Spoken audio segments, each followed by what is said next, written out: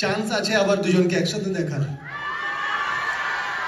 তোমরা দুজনকে একটা ওয়ার্ডে কিভাবে ডেসক্রাইব করবে?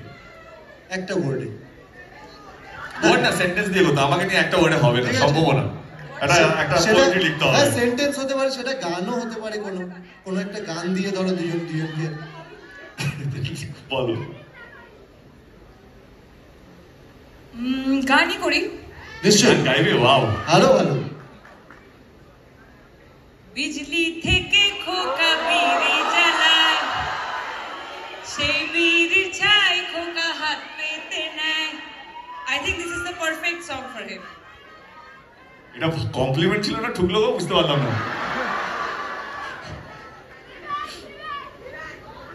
দিল না, দিইনি।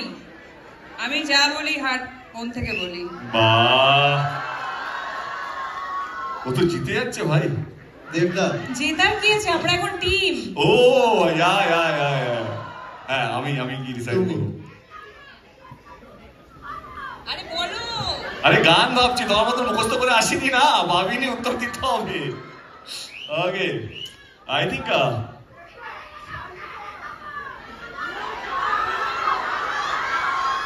যদি গান হয় তো আমার মনে হয় কি এই সিচুয়েশনে দাঁড়িয়ে, আমরা যেই জায়গায় দাঁড়িয়ে আছি বা বসে আছি, বন্ধুরা এলোমেলো ফ্রম চ্যালেঞ্জ। মনে পড়লো সেই দিনগুলো মনে পড়ছে।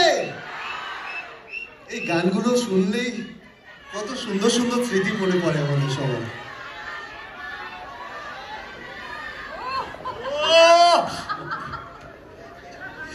সত্যি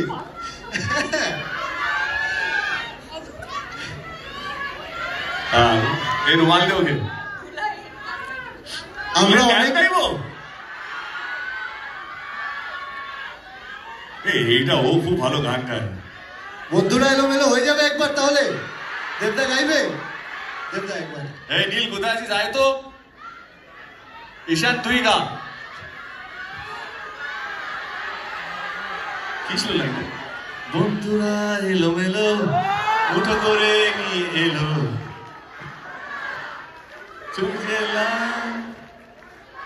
কলেজের আশেপাশে ন্যাঙ্গলোর ক্যাম্পাসে এক মুঠো ছুটির খাবার, রাপ্পা রাপ্পা পেরেছেন।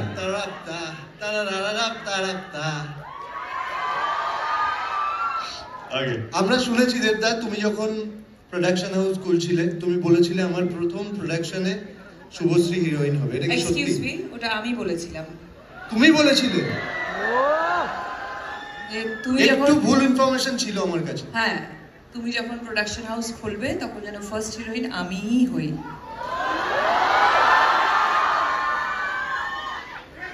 কন্টেন্ট ফোর্স এখান থেকে এইখান থেকে ইয়া বাট দ্যাটস ট্রু। কে একজন বললো দেবদা কথা রাখেনি।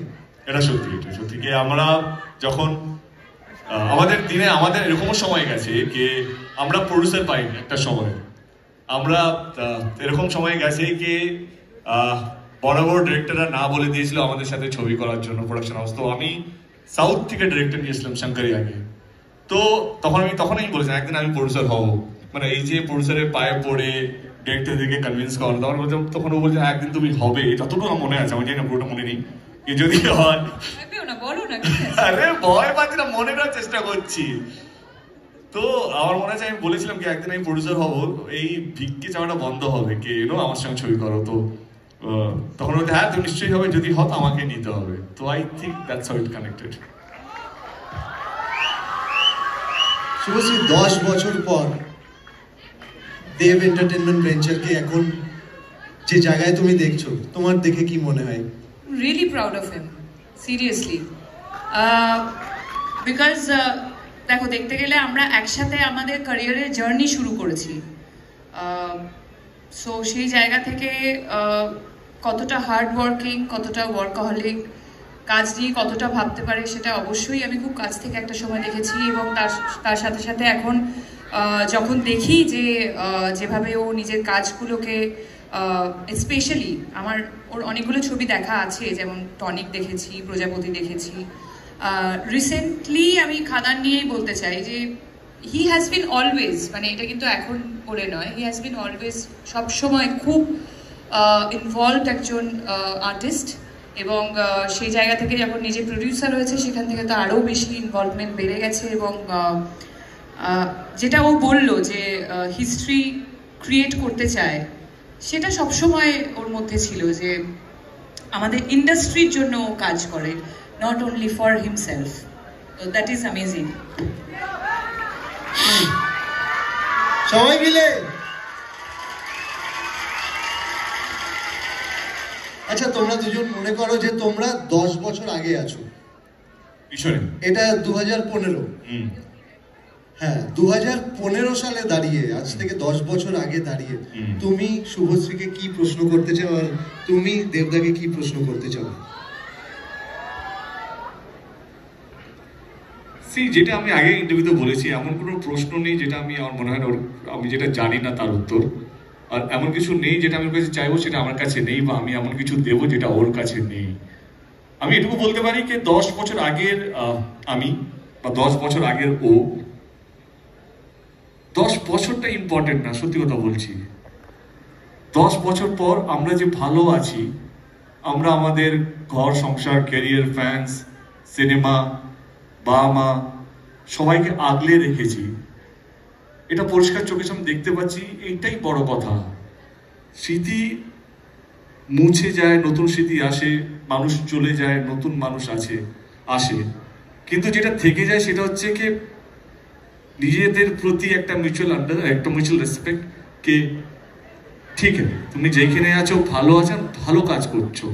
তো আমার সত্যি কথা বলতে গেলে 10 বছর পিছনে যেতে চাইছি না, 10 বছর এগিয়ে এসে এটাই বলতে চাই যে তুমি তোমার জীবনে ভালো থেকো এবং ভালো কাজ করছো, এটাই যেন চালিয়ে যায়। ভগবান কি বলবো, ভগবানের কাছে প্রার্থনা করবো যেন তুমি সারা জীবন সুখে থেকো, এই জন্ম কেন, পরের জন্ম তুমি ভালো থেকো। আর শুভশ্রী তুমি কি বলবে?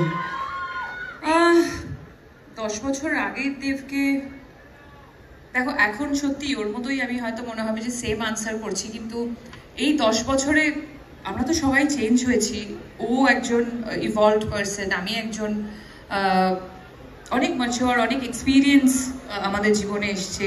তো 10 বছর আগে আমি কীরকম ছিলাম আমার নিজেরই মনে নেই, বাট এক্স্যাক্টলি ওর মতোই আমি বলবো যে এখন এই সময় দাঁড়িয়ে আমি এটাই বলতে চাই যে he is doing amazing in his life, মানে নট অনলি প্রফেশনালি, পার্সোনালিও। আমরা সবাই এখানে এই পৃথিবীতে এসেছি শুধুমাত্র ভালো থাকতে, এবং আমরা যারা পজিটিভ হিউম্যান বিং, যারা পজিটিভিটি পছন্দ করি, তারা সবাই চাইবো যে পৃথিবীতে সবাই সুখী থাকুক।